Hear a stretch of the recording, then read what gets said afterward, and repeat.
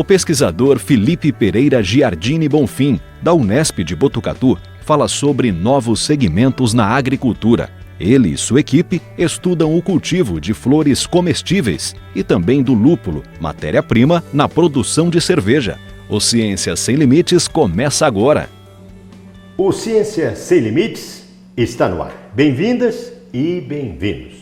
Como vocês puderam ver na abertura do programa desta semana, nós vamos falar sobre os novos rumos na agricultura.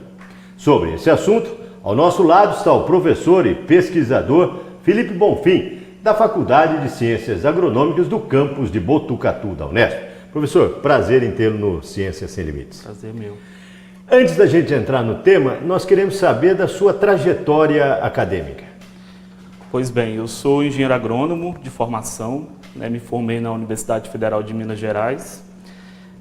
Logo após a minha graduação, eu ingressei no mestrado na Universidade Federal de Viçosa, no programa de fitotecnia, no qual eu cursei o mestrado, o doutorado.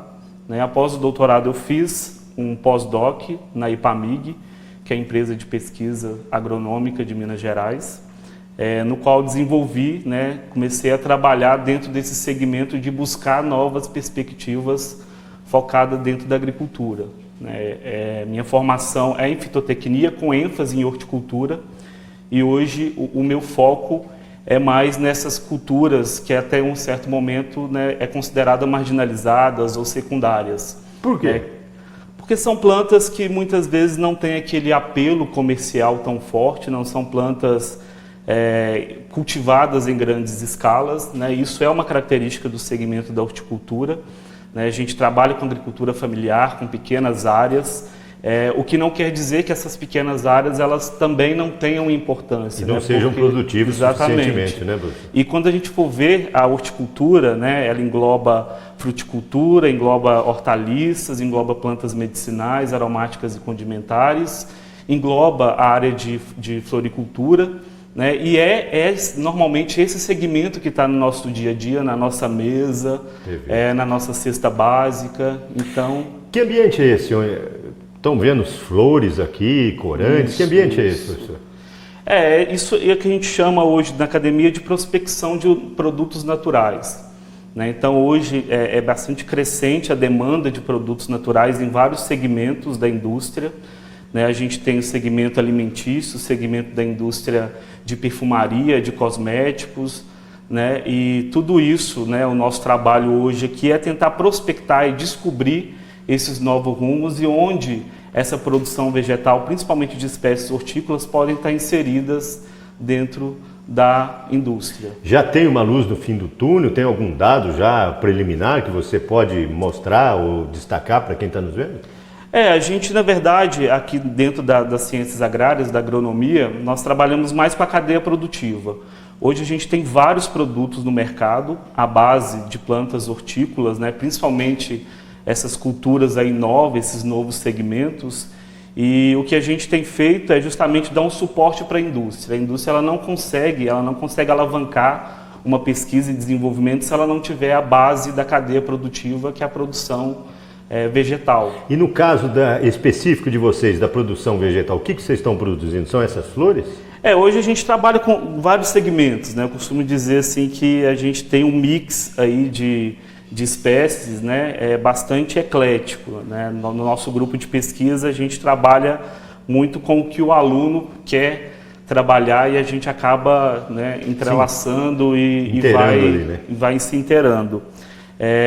Hoje, o nosso forte mesmo, o que a gente está mais trabalhando efetivamente são as flores comestíveis, nessa perspectiva de atender um mercado gourmetizado, Não que a gente quer elitizar a horticultura, as espécies hortícolas. Na verdade, vocês querem popularizar. A gente quer justamente popularizar. Tem uma controvérsia aí, muitas pessoas falam, mas flor comestível é muito gourmet, é só restaurante refinado, Mas o que a gente está pensando, na verdade, é proporcionar ao produtor um novo segmento. Se tem um mercado elitizado, um mercado gourmetizado, restaurantes, quitandas, empórios que querem absorver esse produto, tem que ter também o produtor na base. Perfeito. Tem elementos da sua equipe que trabalham com esse tipo de planta comestível? Quem que é? Isso. Nós temos hoje a Isabela, né, a Isabela Marques, que trabalha com prospecção de corantes naturais. E temos a Ilbat. A Ilbat que trabalha com plantas comestíveis? Isso, a Ilbat trabalha com plantas comestíveis e hoje o foco dela são flores comestíveis. Professor, vamos ver então o que essas duas pesquisadoras têm a dizer? Roda o VT das duas.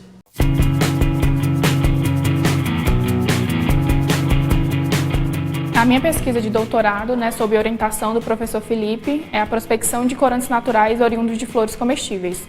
A gente está cultivando essas flores e, a partir delas, a gente está testando a possibilidade de usar essas flores como fonte para corantes, em substituição a alguns que já são usados na indústria. Estamos já trabalhando, testando, por exemplo, estabilidade, em função de pH e temperatura, por exemplo. E, por exemplo, às vezes uma flor ela se apresenta roxa, mas quando a gente faz o corante, por exemplo, ela pode se apresentar verde. Então a gente está testando tudo isso, a cor mesmo, através de instrumentos para testar realmente e definir qual a cor específica da flor e do corante. Alguns dos nossos resultados preliminares são em relação à estabilidade.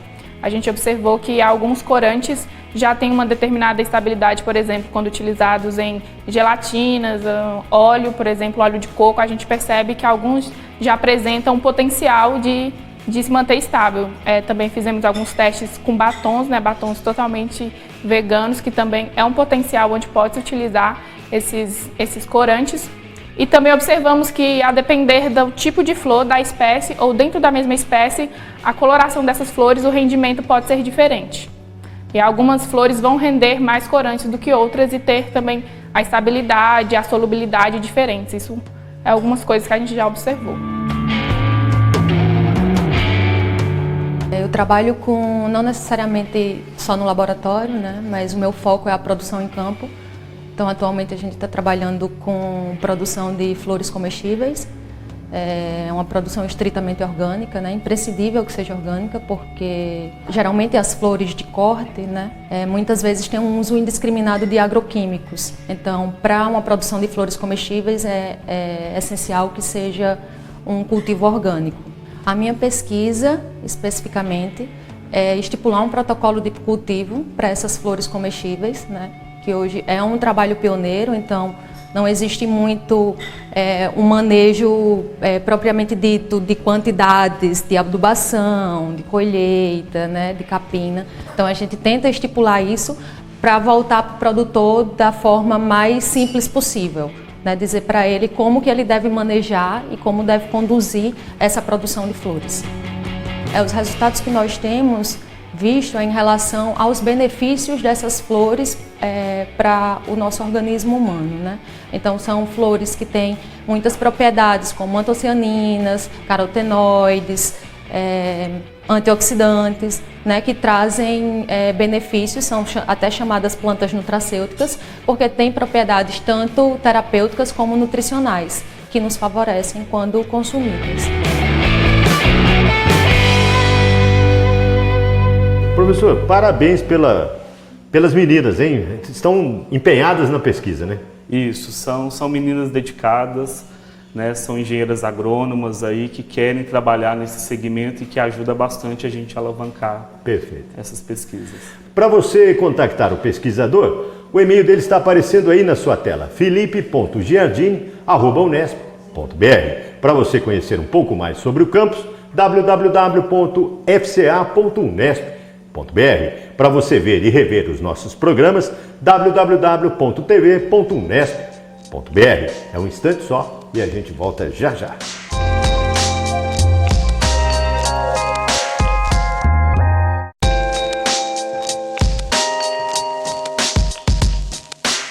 O Ciência Sem Limites está de volta. E como vocês podem ver, o assunto do programa dessa semana são os novos segmentos na agricultura. Nós estamos falando sobre flores comestíveis, corantes, lúpulo. E ao nosso lado está o professor e pesquisador Felipe Bonfim, da FCA do campus de Botucatu da Unesp. Professor, nós estamos vendo flores aqui. Todo tipo de flor é comestível, você pode plantar no seu quintal, colher, fazer uma salada, enfim. Todo tipo de planta e de flor é comestível? Não, essa é uma pergunta interessante, né? Na verdade, nem todas as flores elas são comestíveis. E a ideia do nosso estudo é justamente tentar identificar, né, como essas plantas se comportam e quais são os elementos antinutricionais que essas flores possuem e também quais são os elementos funcionais de se comer essas flores, né? As flores elas não estão no prato simplesmente para decorar, para ficar bonito. Elas também trazem uma função, né, ao ser ingerida, ao serem consumida. Mas é importante salientar, né, que muito pelo contrário, né, muitas das flores elas não têm propriedades que são totalmente tóxicas, né, apresentam alcaloides, né, oxalatos de cálcio, que podem ser elementos aí bastante prejudiciais à saúde. Aqui, o nosso elenco que temos hoje na bancada são flores que já têm um registro de uso e de segurança, né, comprovado há mais de 30 anos. Por exemplo, quem está nos vendo, essa flor aqui é uma... Essa é uma capuchinha. É comestível? Comestível, pode comer. E é boa. E o valor nutricional dela? É outra questão que a gente está focado hoje na pesquisa. E é gostosa, né? Ela é muito boa. E o interessante assim, é o que dá coloração a essas flores, né? A diferença do vermelho para o roxo, para o laranja, para o azul, são justamente propriedades medicinais, né? São antioxidantes, são antocianinas, carotenoides, pigmentos. Então esses pigmentos, esses metabólitos especializados, eles têm uma função ecológica, né, de colorir as flores, deixar atrativa, e ao mesmo momento elas têm uma função biológica no organismo humano muito acentuada. Agora, quem está nos vendo, eu vi o pessoal colher essas flores no campo, né, como a imagem que vocês estão vendo aí de fundo, né, as pessoas manipulando. Não são plantadas aleatoriamente, né? E o tipo de adubo também é totalmente diferente. Isso. Como é que é feito o cultivo? Como são flores bastante sensíveis e perecíveis, né? São estruturas bastante perecíveis, é muito difícil a gente estipular um sistema de cultivo convencional, utilizando defensivos, que necessita às vezes de um período de carência de 20 dias, né? Sendo que a duração dessas flores normalmente são de 24 horas. Né? Então, hoje a gente trabalha todo o nosso sistema de produção focado em sistema orgânico, né? Usando somente elementos naturais, defensivos naturais, adubos orgânicos. Então, todo o manejo ele traz também benefício ao cultivo e também futuramente quem consumir essas hortaliças. No seu ponto de vista, quem está nos assistindo, você acredita que no futuro a pessoa pode ter uma horta de flores na sua casa e fornecer flores para um restaurante ou coisa que valha? Isso já é uma realidade, né? Hoje no Brasil, é em grande escala, né? Não em grande escala, mas hoje no Brasil a gente já tem restaurantes que tem no fundo dele ou até mesmo na frente um jardim comestível, né? E as flores comestíveis elas são ali, né? Principalmente aspecto para trazer beleza e paladar para os clientes desses restaurantes. Professor, além dessas flores, você também pesquisa corantes, que a gente vai entrar nesse assunto, sim, mas também pesquisa lúpulo. Isso. Que tipo de pesquisa com relação ao lúpulo? O lúpulo parece que são culturas totalmente diferentes, né? De flor comestível pular para lúpulo, mas na verdade o nosso intuito é justamente essa prospecção fitoquímica, né? Que é a descoberta do perfil químico dessas culturas. O lúpulo é uma cultura bastante recente no Brasil. Na verdade, os primeiros registros eles estão datados, né, de cultivo realmente extensivo ou de cultivo para mercado em 2014. E hoje a gente não tem um protocolo de cultivo e muitos dos pesquisadores e também dos produtores que estão se aventurando nessa linha, ele acaba tendo que consultar literatura internacional. Então hoje a gente não tem protocolo de adubação, espaçamento, época de colheita, perfil fitoquímico dessas variedades, e hoje o nosso grupo está focado mais nesses aspectos. E nesse aspecto do lúpulo, da sua equipe, tem 3 pesquisadores? Quem são? Isso, na verdade nós temos vários alunos, né? Isso é bastante gratificante para a gente como docente, mas hoje quem vai falar para a gente é o Gabriel, que é um aluno de doutorado, né, a Graziele, que é aluna do 3º ano de agronomia, e a Bárbara, que está no último ano do curso de engenharia agronômica. Vamos ver o que a Bárbara tem a dizer? Roda o VT da Bárbara. Eu faço parte do laboratório aqui de horticultura, desenvolvendo iniciação científica com o professor Felipe. A gente estuda aqui o lúpulo, eu trabalho com a parte de fenologia e também com a análise dos compostos que o lúpulo apresenta no laboratório, tanto a flor quanto a planta. E estudar o lúpulo aqui na Unesp, estando na graduação, é muito importante, porque é uma cultura que não é estudada, a gente não tem aula sobre, e a gente consegue ter um novo conhecimento, uma nova visão e levar esse conhecimento para a população, porque a produção do lúpulo no Brasil está crescendo. É importante a gente estar estudando o lúpulo aqui em Botucatu e em todo o Brasil, para a gente poder alavancar a cadeia produtiva e dar uma melhor assistência técnica para os produtores. Parabéns pelo depoimento, né, professor? Uma aluna de graduação já engajada na pesquisa. É importante isso, né? É importante, né? Principalmente que é uma cultura onde a gente não tem ela em classe, né? Então essas pesquisas, né, com essas culturas inovadoras que vêm chegando para a gente, é muito importante a gente ter alunos que queiram trabalhar conosco aí nesse segmento. Perfeito. Agora, falando ainda do lúpulo, o senhor vai responder que o lúpulo é recentemente cultivado aqui no Brasil, ele é mais da hemisfério norte, né? Isso. E na Ásia também, né? Aí o senhor vai me dizer por que é tão novo, ou nova, a cultura de cultivo do lúpulo aqui no Sudeste e em Minas Gerais. Mas não vai responder agora não. Depois do intervalo, professor, nós vamos continuar falando sobre o cultivo do lúpulo, inclusive aqui na nossa região, em Botucatu. É um instante só, o Ciência Sem Limites volta já já.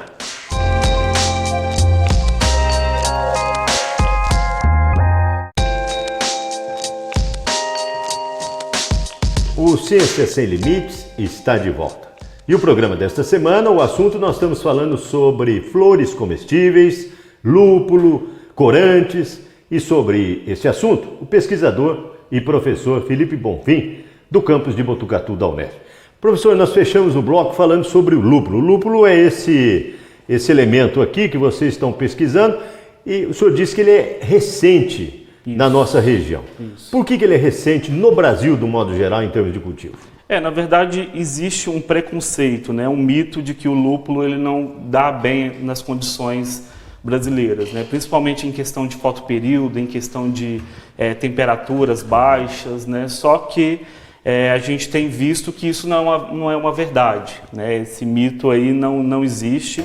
O lúpulo ele é altamente produtivo aqui no Brasil, né? O que a gente tem hoje que prospectar e entender um pouco mais é o perfil fitoquímico dele, né? Se ele vai ter realmente a qualidade do lúpulo a nível internacional. Então as nossas pesquisas elas focam bastante no manejo do cultivo, da interação dessas variedades com o ambiente, né, de forma que a gente consiga validar e verificar se realmente esses metabólitos especializados estão em padrões, em limites exigidos para uma qualidade do lúpulo. Quem está nos assistindo pode estar perguntando, esse lúpulo é só usado em cerveja ou em medicamentos, alguma coisa? E qual a função dele na cerveja? O lúpulo ele é usado de forma milenar, né? O primeiro registro do uso do lúpulo foi como flores comestíveis, né? Então ele era usado como salada, depois disso ele passou a ter uma difusão bastante grande como atividade antioxidante, né? No caso que combate os radicais livres, então pode prevenir envelhecimento acelerado, prevenir o câncer, né? Só que hoje boa parte, ou quase 90% do consumo dele é todo destinado à cervejaria. Então, porque a gente vê em comerciais de televisão, cevada, lúpulo não sei do que, de certa forma. E a função do lúpulo mesmo é esse amarelinho que nós estamos vendo? É essa parte da flor? Isso aí é a lupulina, né? Ela que tem esses compostos que vai conferir a qualidade do lúpulo. O lúpulo, diferente de outros segmentos da agricultura, a gente não compra ele por beleza, por peso, né, por produtividade. A gente compra por compostos bioativos que estejam em níveis adequados para promover um amargor, promover um aroma, promover uma estabilidade de espuma, uma coloração diferente na cerveja. O lúpulo é a parte mais importante da cerveja? Eu diria que sim, né? Talvez quem trabalha na área com cevada poderia dizer que é a cevada, mas eu acredito que o lúpulo, porque ele que vai dar as características organolépticas, né? Então, o cheiro da bebida, o sabor da bebida, a cor da bebida, a gente, né, nós consumidores, o primeiro impacto é o visual, né, é o olfativo, é o sabor. Tem aumentado o cultivo na região sudeste de lúpulo? Sim, sim. O Brasil ele já está tendo, né, uma expansão aí na cadeia produtiva, né, mas o nosso entrave maior é justamente não ter ainda as nossas tecnologias, os nossos manejos apropriados às nossas condições climáticas. Nós podemos dizer que a sua pesquisa, ou seja, os seus orientados, vocês estão na vanguarda, é inédito? Existem outros grupos de pesquisa no Brasil, mas eu acredito que a nível de cultivo, a gente está tentando aí ser os primeiros, né? Porque a gente quer realmente estabelecer um protocolo de cultivo, um desempenho de variedades para ser levado isso a nível de produtor. Não é uma pesquisa simplesmente de bancada e que vai virar um paper e um artigo. Sim, ela tem uma extensão. Nosso intuito é levar isso para o campo. Quem da sua equipe que está nessa área aí? Tem mais gente? Quem são? Isso, são bastante alunos, graças a Deus, e hoje quem veio falar um pouquinho para a gente vai ser o Gabriel, que é um aluno de doutorado, e a Graziele, que é uma aluna do curso de Engenharia Agronômica do 3º ano. Roda o VT para a gente ver.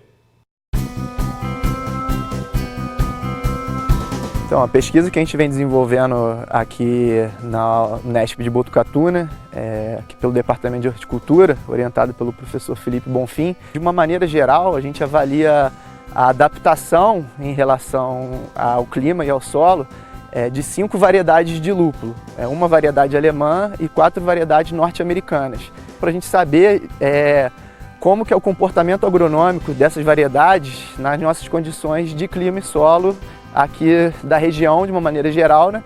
Mas que isso pode ser replicado também para outras áreas do Brasil, que é claro que possuem uma condição climática parecida com as condições que a gente tem aqui na região, né? E de uma maneira mais específica, a gente avalia os aspectos morfológicos produtivos, como comprimento dos braços laterais, que são o quê? Que são ramos produtivos, como a altura de inserção do primeiro cone, a gente chama a flor de cone.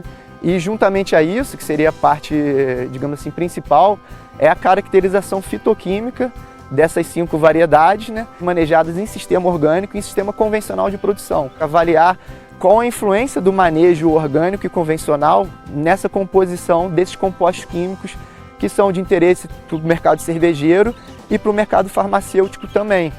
Então, para o mercado cervejeiro, os compostos químicos que são de interesse comercial são os alfa-ácidos e o óleo essencial. O alfa-ácido ele vai transmitir o amargor para a cerveja e o óleo essencial ele vai transmitir o aroma para a cerveja. Com esse trabalho a gente quer avaliar se o manejo orgânico convencional ele vai influenciar em aumentar os teores desses compostos químicos que são os compostos de valor comercial para o mercado cervejeiro. O mercado farmacêutico já é um outro composto que tem muito valor, principalmente como atividade anticancerígena, né?